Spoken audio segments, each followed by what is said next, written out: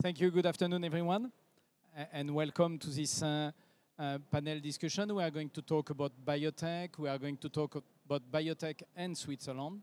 So I am Frédéric Girard. I'm the president of France Biotech. France Biotech is the professional association of French health tech companies. So we have members developing drug, medical device, and digital solution in health, and it's a very dynamic ecosystem because you have in France around 2,800 startups in health, including around 850 biotech.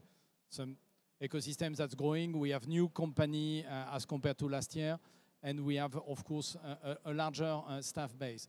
So we are going to talk about biotech and Switzerland. So Switzerland is not a very large market, as you know, not a very large pharma market. But this is a third market in terms of partnership, and the first one in terms of value of partnership for biotech, and the third market in terms of capital investment in Europe. So, and when we look at what the French biotech company are doing, and of course they all look at the foreign market, and they are immediately international given the challenge of developing a new molecule. Switzerland is one of the locations of the subsidiary of the French biotech company, showing the concrete interest of the French ecosystem to Switzerland. So we have three panelists, distinguished panelists. I will ask you to introduce yourselves one after the other, and maybe to start explaining how you are involved in the French-Swiss partnership for biotech. So starting with Paul. Thank you, Frédéric. Hello, everybody. I'm Paul Bravetti. I'm the CEO of Brenus Pharma. I'm also administrator of France Biotech. So Brenus Pharma, we are a French biotech, and so we are involved into a collaboration thanks to an Eurostars project funded by Bpifrance and Innosuisse. About 1.5 million euro, and we have collaborated actually with a company named Insphero, which is a Swiss company specialized in 3D models. Very nice to be with you. Thank you, Paul. Colette for Innosuisse. Thank you for having me here this afternoon. So I represent Innosuisse, which is the Swiss funding agency. We do similar things on a smaller matter than BPI does, of course. We're also a smaller country. And I'm also the Eureka National Project Manager. So I manage the project with my colleagues, which are of international nature and which are funded nationally. Thank you, Colette. And finally, Léonard from the Swiss Embassy in Paris. Yes, thank you, Frédéric. Good afternoon, everyone. It's a pleasure to be here. Thank you, BPI, for hosting this event. And so my name is Léonard DOLIVO. I'm leading the section that deals with economics, science, and also finance in the Swiss Embassy in Paris. Our work is very broad. It's to promote the dialogue between the two countries, to represent Switzerland in France. And that would be that. Thank you. Thank you. Thank you to all of you. So my first question will go to Léonard. So if you could give us just a view on the biotech and innovation environment in Switzerland, and also the political and economic framework between France and Switzerland. Yes, thank you, Frédéric. So everything about biotech, I speak under your control because you know the domain much better than me. But maybe to begin with, I think in the title of the event, it's written the conquest by French biotech of European market. And in the case of Switzerland, I would be a bit provocative, and I would say it's already a mutual conquest, and it has already partly occurred because the interconnections, the links between the two countries are very intense. On a very broad level, economical relationship, I can give one number that is very evocative. It's the number of investments from Switzerland in France, and Switzerland is the third investor in France for an amount of 105 billion. Before Switzerland, there is US and Germany, but that's quite an impressive number, almost difficult to explain actually, and that's partly by the role of the pharma also. So that's that's one example. Other examples, I think there are about 1,000 Swiss companies that are active in France, that are have a business in France, and they are creating about 300,000 jobs. Of course, there are also such numbers on the other side, French companies in Switzerland. And maybe a word, all of this is rooted in a very intense also human connection. The both citizen community abroad is the largest for the both country. It means that there are about 200,000 Swiss in France, and mutually it's also a number like that. So there is really a human connection that is maybe at the center of all those economical numbers. Still a point about innovation. It is of course very, on biotech, there are very important domains for both countries. In Switzerland, there is this configuration where you have the big pharma companies, very giants. I don't have to name them active in the domain of the pharma, and they are actually coexisting with very small innovative startups that are existing in the ecosystem, like the Polytechnic Federal Schools, and both of them have a good combination. So, and I would say it's very complementary with the French, with France, because France is a larger market, and we have a mutual interest in this regard. And maybe I can quote still another number that's few known, but the World Intellectual Property Organization, they're making an Innovation Global Index, and Switzerland was, I think, last year first again, and it was the 14th time in a row. I think that was the case. So we have to show off sometimes, no? So that would be the general framework. Thank you for that overview. And so my next question would be for Paul. So you are leading one of the most regarded biotech now in France, so Brenus Pharma, and I would be interesting to know more about the company and the milestone you just achieved recently. And you have also developed a partnership with Insfero in Switzerland. So it would be interesting to know more about this collaboration. Yeah, thank you very much for the nice word. So Brenus Pharma, we are developing a platform that helps actually to generate new kind of immunotherapeutics, what we call in vivo immunotherapeutics to fight cancer. Why we name it in vivo? It's because actually we can unlock directly the immune system of the patient to target evolving tumor cells and to destroy it as soon as they appear. And so right now we are just entering clinical stage in colorectal cancer, metastatic one in first line. So it's a very exciting moment for us. And regarding this collaboration with Insfero, they are specialized in advanced models, 3D models, spheroids models, tumoroid models. And what is interesting is that this model right now are not developed for immunotherapeutics, new generation of immunotherapeutics. So what we deliver together is a new kind of model that is extrapolating the most to the human condition, and that is helping us to predict the efficacy, to accelerate the time to clinical stage, and also to help us to anticipate and to prioritize our new assets as well. So yeah, it was a very, very nice collaboration with them. So you will tell us more about the tips and tricks later. So one of the milestones you didn't mention is that you have been successfully refinancing Brenus at the beginning of the year, and financing is a key issue for biotech. It's a key challenge. It's very much capital intensive. So, and we have a specialist of financing innovative company with Colette. So can you tell us more about the funding instruments that are available? Yeah. And also, because some funding instruments are working between the two countries, France and Switzerland. So how it is working between Innosuisse and BPI for some of the instruments? Okay, I'm happy to do that. Maybe first, both BPI and Innosuisse work together within the Eureka network. This is a network of 40 countries, including the European Union. They are a partner there. We have developed instruments for funding where we use national funding to actually fund international projects. So this is where your project comes in within Eurostars. We have two funding instruments. We have Eurostars or Eureka network projects. Both of them have a little bit different setup, and they also have a different evaluation.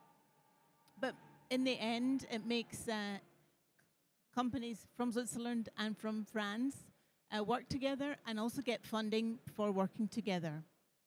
Eurostars is a call-based event. I have one slide here where you can find out who to talk to at BPI and at Innosuisse about these questions. Eurostars is a call-based instrument, and we have one application, we have one evaluation, and that's why it's so beautiful. So it's just one evaluation for all the participants, and the funding is done according to a ranking list, which BPI and Innosuisse and Vinnova in Sweden and all the others also accept. And this is how we work together on a very successful international basis. We're actually 4th in the ranking with France with our project over the last 10 years, after Germany, which we will concede. We are smaller than Germany, so we'll give in to them. And we have a very good exchange. So if there's questions from the companies already before they apply, talk to us, shoot us an email. We're happy to be in touch with you. We're happy to look at the problems that you have and find ways to work together. It looks very interesting, so I am going to ask you a question we didn't plan to ask, but coming to my mind. Can you give us an idea of the amount of money that we are talking about, you know, for the project? And in terms of investing, spending this money, it should be in France, in Switzerland, in both, and on what kind of project? Is it building a factory, doing fundamental research? Yeah. Can you give us more detail Absolutely. about that project? So Innosuisse, for one, has a very research-based policy on funding, and Eurostars is also a very research-based idea behind it. It's really to make the companies grow their ideas that they have at home. Maybe they have to set up a plant, in this case, which is, of course, usually quite a costly thing. So we try, with the biotech projects, we try and break them down into sort of modules and do it modularly. A usual project has around 2 to 3 partners and maybe 1.5 million euro as a number, just to put a number on it. Thank you very much. So now to Paul. Tell us how it is to work with Swiss people. So, and I mean, Swiss embassy is on the stage, so feel free to share, you know, your experience in full transparency. To be more serious, what recommendation? How did you feel, you know, building that collaboration, and how was it on a day-to-day? What recommendation you would give to the audience? Yeah, firstly, it's very easy to work with Swiss company. I mean, we have the same language, we have the same culture, we are not so far geographically speaking, so it's easy then to meet up. So yeah, I would say it's a country that it's easy to work on. They have a lot of technology there. They can help us to accelerate. So yeah, it was not a difficult point.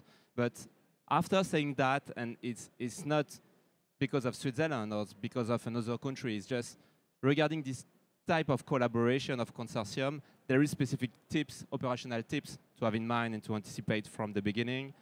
I would say the first one is, for example, before even submitting a project, you need to speak with your partner about the consortium.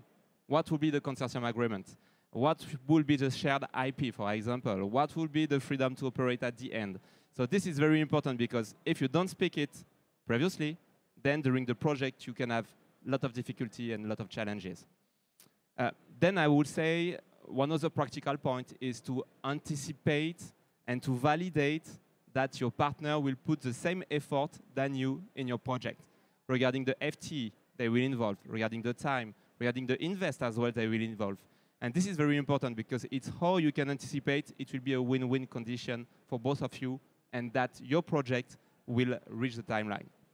And regarding the timeline, it's also very important to have a really combined management process to be sure that when you set up a timeline or a milestone, you set up it with their validation as well, with both validation.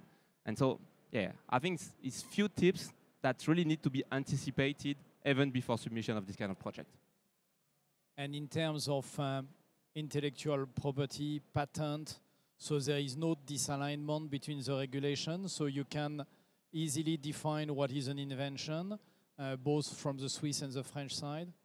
Yeah, and we are in the European Commission, so regarding the patent, I mean, you don't have some difficulty you can have with, I don't know, China or India, for example. So you can be actually quite confident that when you fix the rules, you will follow the rules. And that's why you need to speak about it previously, because you can have sometimes it's complicated to know when we will do something together, what will be the patents that is coming from us or from them, and then what will be the shared, what will be the license we will put behind this patent, for example, for the exploitation after that. So, yeah, I think there is a lot of things to discuss, but this is not because of Switzerland or the country, it's because of the concept of this kind of non-dilutive project. But I would say that given the similarities in the culture, it's probably easier, as you mentioned, to discuss with Swiss companies than Chinese or Indian company for sure. So Colette, you mentioned a lot about financing support. So what are the other support we can imagine for a French company who wants to develop partnership with the Swiss ecosystem? Well, I would recommend, if they're looking for a partner, they could use Europe Enterprise Network.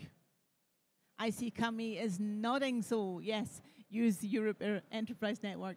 They have a service that set up a profile for your company, and you can actually look for someone in another region with a sort of a question or a challenge, what you're looking for, and they can send that out over the whole of Europe and maybe also to Switzerland and find a partner. So that's one thing that we offer. And then Innosuisse specifically offers mentoring. We offer mentoring to our companies who want to undertake these kind of projects. The mentor comes in, he looks at the company, he looks at what they want to do, asks the right questions, and helps them really reach these goals. This can also be to undertake the submission of the project, make decisions on like a consortium agreement, things like that. So it's always handy to call in a mentor, and we offer that free of charge to our Swiss companies with whomever they set up their project with. That's a very interesting point, because there is an historical culture on pharma industry, all aspects of preclinical, clinical, industrial development. So you probably have very solid mentors. Yes, we have very well-versed people. So is that open for French company, and under what condition? Because that I believe this unfortunately isn't open for French companies, but for Swiss companies. And if they're dealing with their French counterparts, they can also benefit from this as well.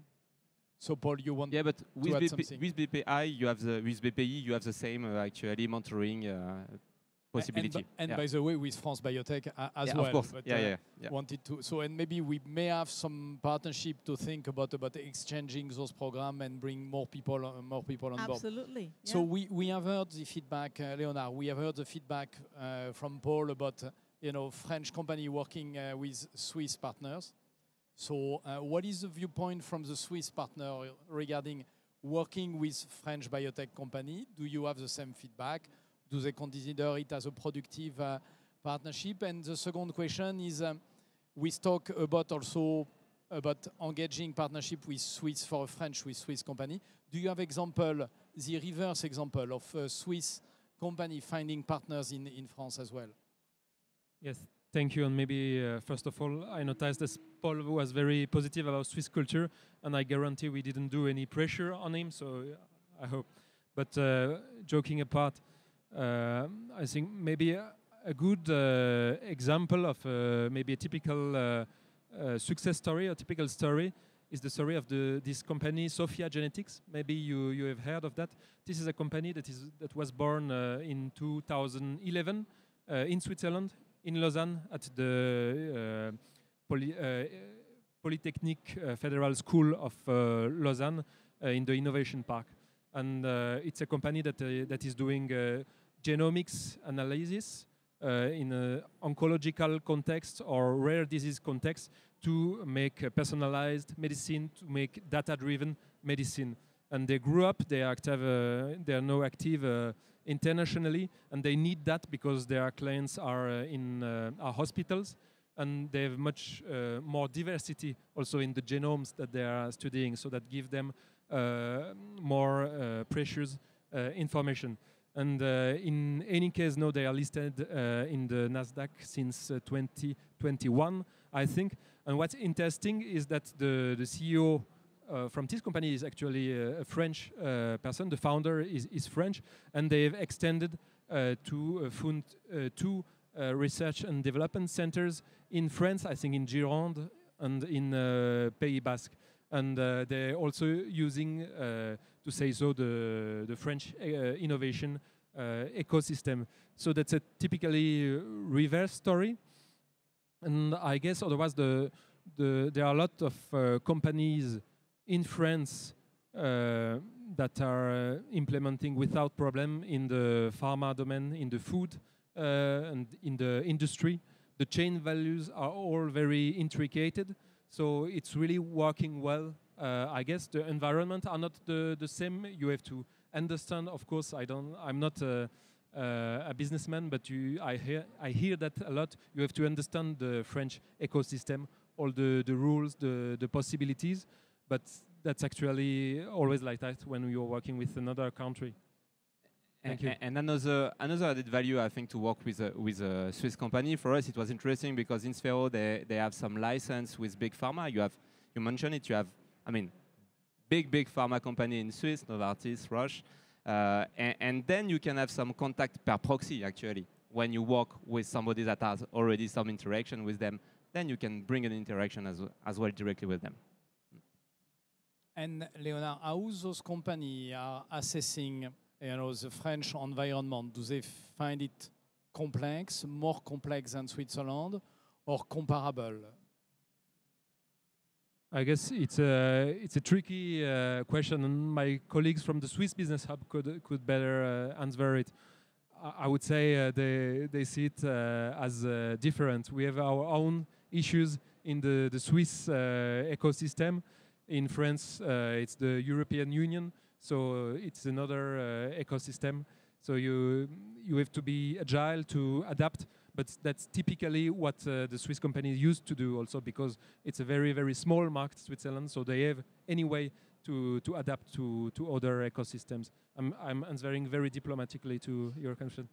We know where you are working, so I'm not completely surprised.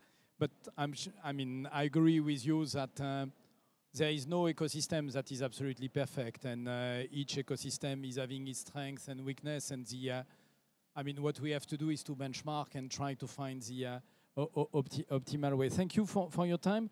To conclude that panel discussion, maybe I would ask you to give one example, one tip, or one opportunity to come when speaking about partnership in biotech between France and Switzerland. So what would be your recommendation, your advice, the direction you suggest people to go to explore those opportunities? So starting with you, Léonard, maybe? Yes, thank you. Maybe two very short tips. The first one, if you are a company that want to invest in Switzerland, we have at the embassy contact people that are present here, the Swiss Business Hub. So you can go to them and they will provide very pragmatical, basic information and services. So you can find it on the web. Of course, the embassy is also here to be a contact point, a focal point. Maybe another thing that I read, there is in Geneva this biotech campus, and I saw that they are opening now at the end of the year a cluster IA and biotech. So it's happening now. If you are maybe interested, you could go. Geneva is at the frontier, at the border. So those are my two tips. Thank you very much. Thank you, Léonard. Colette? Well, I'd like to invite you to come to Switzerland next year, quite openly to the Swiss Biotech Day. It's on the 4th and the 5th of May. And on the 6th, we have the Eureka Innovation Summit. So take that, those 3 days in that week, 4th, 5th, and 6th, come to Basel, check out the BP site. We are expecting around 1,000 people to be there. I mean, come on, we're not comparing to anything that I've seen this afternoon, but we'd love to have you. We have country booths, we have matchmaking facilities, we want you to meet people, talk to people about projects. We're also inviting the whole of the Eureka network, so 40 countries will be there. This ranges all over Europe, but right out to South Korea and South America now, so we'd be happy to have you here. Thank you. Paul? Yeah, I think sometimes it could be seen as difficult to do a kind of consortium with a different country toward a big project. But actually, I would encourage everybody to try it, because in this challenging financial context, I would say, I mean, doing this project could help us actually to accelerate your development with non-dilutive funding. And on top of that, if I can give an advice, is when you think about this project, it's not just to get non-dilutive funding, it's also to create value. And you really need to anticipate what value will create with your partner.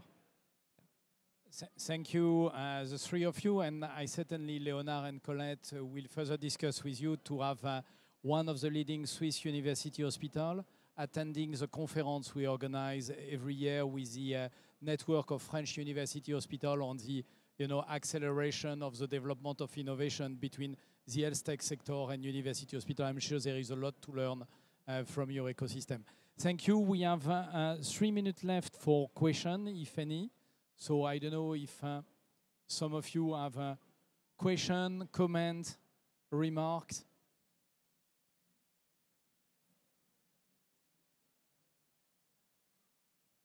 So apparently it has been very clear.